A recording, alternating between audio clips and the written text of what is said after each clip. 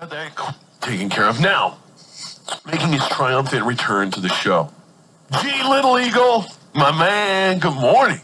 Good morning. Good morning. Thank you for having me. You are talking about a very serious topic here. I was just filling in our friends from Heenan and Cook about this, but today you are the, what's your title? You're a naloxone program coordinator? Yeah, so my name is Goldstein, Little Eagle. They call me G for short. I am a recovery coach for One Health, and my other title is naloxone program coordinator. So that's me for the region. Okay. So that's your official title. I was like, I wanted people to know that you're naloxone program coordinator. You're not just a guy that's like, well, I know some stuff. So, he has an official title on this. And naloxone is the scientific term for what a lot of us probably think of Narcan. Narcan. Correct. So when we think Narcan, it's not like, wait, there's a new, you're just being more fancy and using the proper trained professional term for what most of us hear on the news, Narcan. Which, and give people, obviously, as the program coordinator, give people kind of a brief overview. So like, I've heard it, or I don't even know what it is. Like, what, is it medicine I'm supposed to be on? Explain to people what Narcan or naloxone is. Okay, so what naloxone is it reverses the effects of an opioid overdose. So I'm with the OENDP, that's Montana Opioid Education and Naloxone Distribution Program. We're from the where we're funded from the Montana PHI, that's the Montana Public Health Institute. So in partnership with the Montana DPHHS, we're funded to get the education and of course the training out to the people. So Yellowstone County is our area, plus the 10 surrounding counties. So what Narcan does is it binds to the opioid receptors in the body, in the brain, so that when someone has stopped breathing and is obviously having an opioid overdose, they can reverse and come back to breathing, come back to consciousness, and get further to the EMS type of services that they need, like in the hospital, to make sure they're okay. The way I see it, great explanation, G, by the way, and that's kind of how I explained it, just more professionally, so I'm glad I was kind of on point. But to me, it's similar in a sense of, in a non-medical, like stupid person like me way of describing it, it's like what those chest paddles used to do for a heart, where it's like if somebody's heart stopped, those seemed like the emergency thing where like if they're around, they can give us like a second chance at least to bring them back so the EMTs have a chance to save them. I feel like that's kind of what Narcan, where it's like, I'm not a medical professional, they're not here yet, but this isn't good. I feel like Narcan's that step-in thing that gives those of us that don't really know what we're doing the chance to potentially help out and give a second chance, like bring them back, essentially, to where the EMTs can come and actually provide true medical care, where I think a lot of times we as bystanders, like, I don't know what to do, I'm not a doctor, and I don't know what's wrong, I don't know, whereas they're saying, well, if this is the problem, here's how you do it, here's what you do, and this can potentially save a life, or at least buy some time until a professional can get there. And I think it's incredible what it does, but I think obviously what you're doing is trying to teach everybody about it, how to get it in people's hands and make sure we know what it is, how to use it, and if we're ever in a situation like that, more people with Narcan available, I think we can all agree would be a good thing. I don't think anybody thinks that people that are struggling with addiction should die. Nobody wants to see more overdose deaths. So, I think anything we could do to stop overdose deaths and make people have the ability to recover and help people recover would be great. So I think, obviously what you're doing is good. How do people, let's talk a little bit about where to get Narcan, how to administer. What do you guys encourage? You say everybody should carry Narcan, you should have it at your office, what's kind of your guys' policy on who should and shouldn't have Narcan? I think, in my opinion, I think everybody should have a Narcan somewhere with them. I carry it in my bag, obviously my work backpack, wherever I go.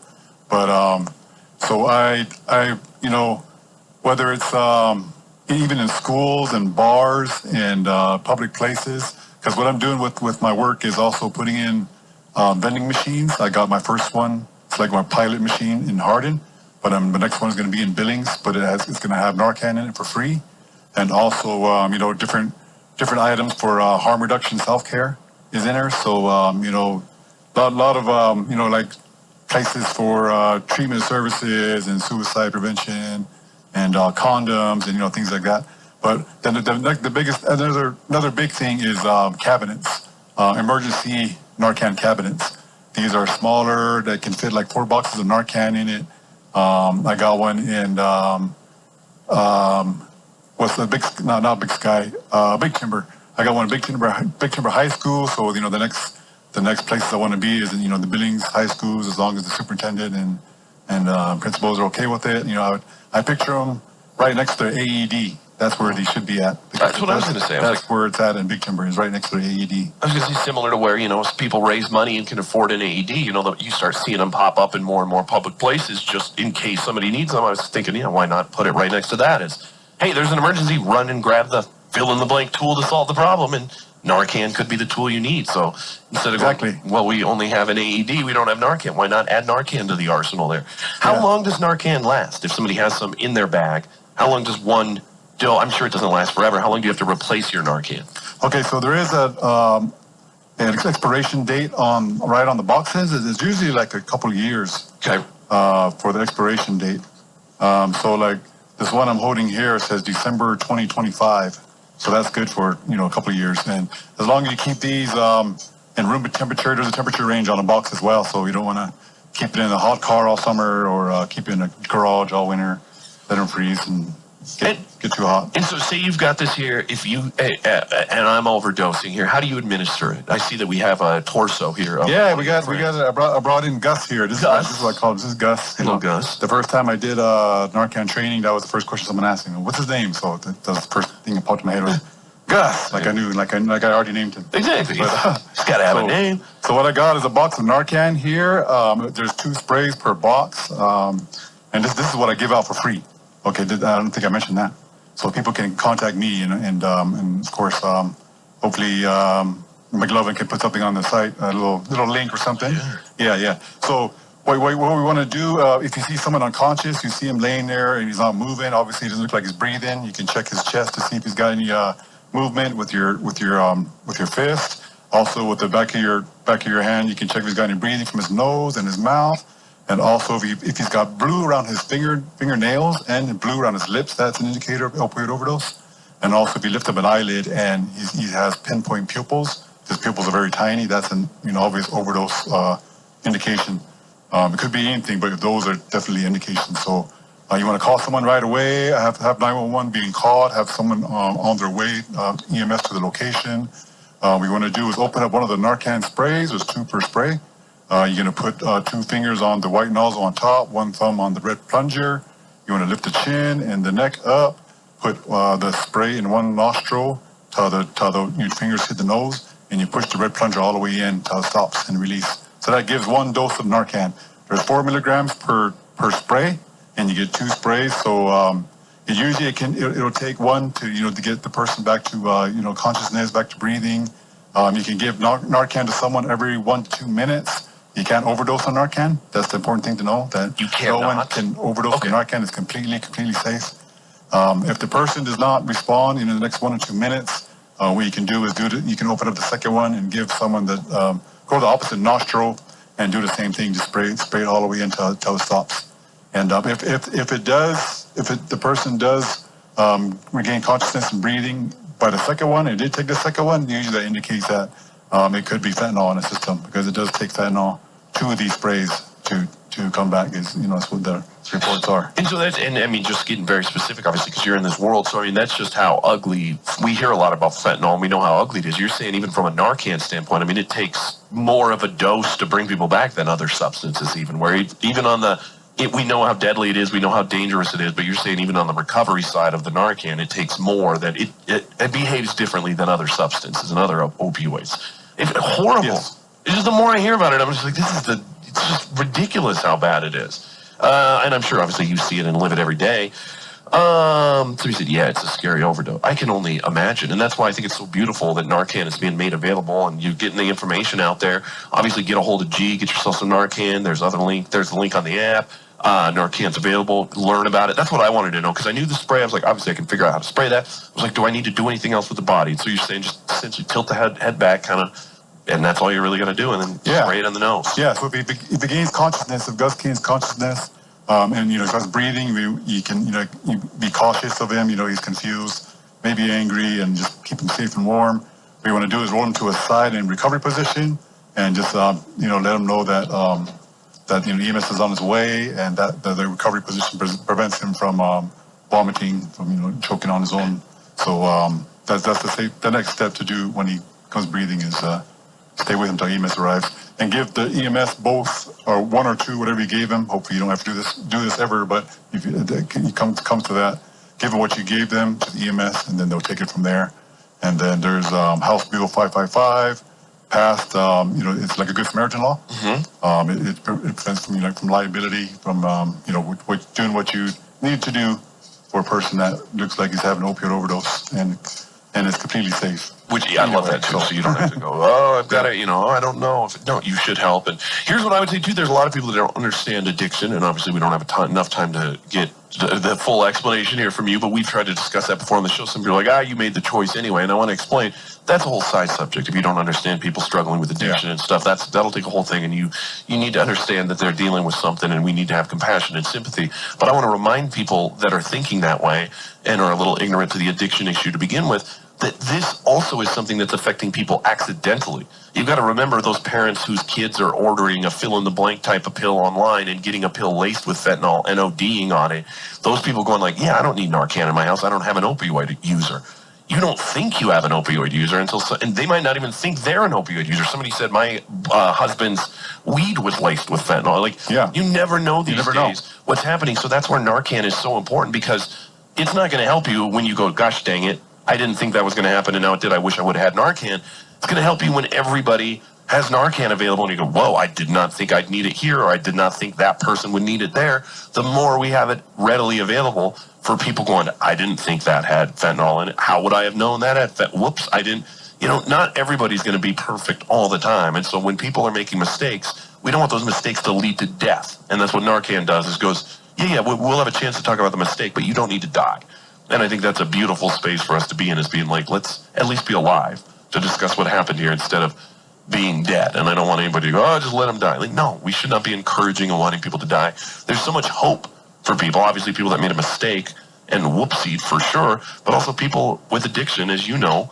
There's so many people that were struggling with addiction, could have died, didn't die, have gone through recovery, and now have gone on to live full, long, fruitful, amazingly big contribution to life. I don't know what I'm trying to say, but lives that contribute a lot back to the world, like incredible people that you're like, I'm glad you didn't die. And it's like, I just think people forget that those people were also addicts once, and they picture what they see in addicts and go like, well, forget about them. It's like, those are people.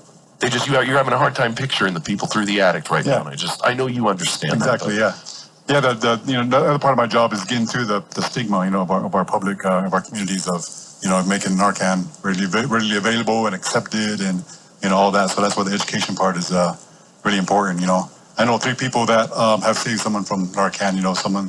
One was a mother-daughter situation. The daughter saved her mother. Another one was, it was a family as well. Someone got a call, they had Narcan on them, and someone more just recently that just let me know is was on a bus stop right here in town.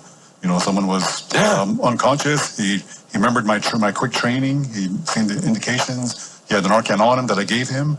He gave him the what a great example. 2 sprays. The bus driver called 911 by then, and they EMS got him, and hopefully he's in a safe place. I love it. I mean, just like that, where you're like, who would have guessed? Where you're like, I don't know what I'm going to encounter at a bus stop. Where it's like, who knows? So why not be prepared for everything? One question: can Narcan start to wear off if they have a large amount of opioids on board? So there could be a relapse in an overdose. So that's why there's we have 2 of these on board, and when EMS arrives, they do have Narcan on them, obviously, and so do the police. So when they arrive, hopefully they don't go into a relapse and back into an overdose state.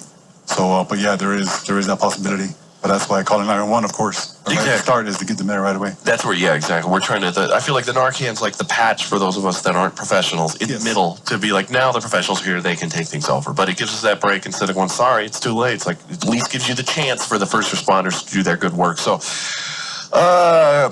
I love what you're doing, G. Great work. What's the easiest way for people to get in touch with you and connect with you? We put the link up on the app. Is that easiest information? Do you like phone, text, email? What's best for you? So what I can do, G Little Eagle on Facebook is like how most people reach out to me. And of course, you can text me at 406-647-2884 to get some training, to get some more education, learning about this. And of course, yeah, McLovin put the link on the. Is it on the chat? Or yep, on the app there. I put it there a couple times. So. Okay, yeah, it's on the app. So check it out. That is the direct link to a 1 minute Narcan training. So you've got 1 minute of your time, boom, got the training, it's and the then easiest training ever. Yes, it is. Yeah. You fill out the Google form, and then I got your information. I can get you your Narcan. Hill said we got 4 boxes, or 4 doses, 2 boxes. Keep them in the car all the time. Coming from a family and community where overdoses and opiates are outrageous. We carry them just in case. You never know. We've also showed our teen sons how to use them. Yeah, I commend you, Hill. I think the more families that do that, whether they're from an area that has opioid problems or not, because again, what if you or your kids are somewhere where something happens and they can be the guy that goes, hey, you know what, I happen to know what to do, and save a life. I mean, who wouldn't want to be the person that could step in and turn someone's life around, literally? I mean, it's one of those things where hopefully you don't have to use it, but if you could, I'm so glad you got one. I got one for you, Jay, and for you, McLovin. So what's included? So much pressure. Included in these kits is what I'll be given with if you do the 1 minute Narcan training. Is you get a box of Narcan with 2 sprays, a pair of gloves, pamphlet about opioids, a pamphlet about overamping, and a couple of stickers that says, save someone, naloxone available here, and a card. So that's what you get for doing the training, and I give that for you two to have, and yeah. If I don't wear my gloves while I administer the Narcan, are the first responders going to criticize me when they show up? Oh no, that's just in case. You yeah. can. Okay. If you want to wear the gloves, you can wear the gloves. That's for your safety. And so like, oh, you didn't even put gloves on, Jay? And I'd be like, I don't do this officially. I'm just here to help G out in the community. I think that if you save somebody's life, they're going to be just appreciative that you were there. I'd hope so too. Yeah. I would too. Exactly. Yeah. If anybody needs to help, Goldstein and I get it. Yeah, Come on, G.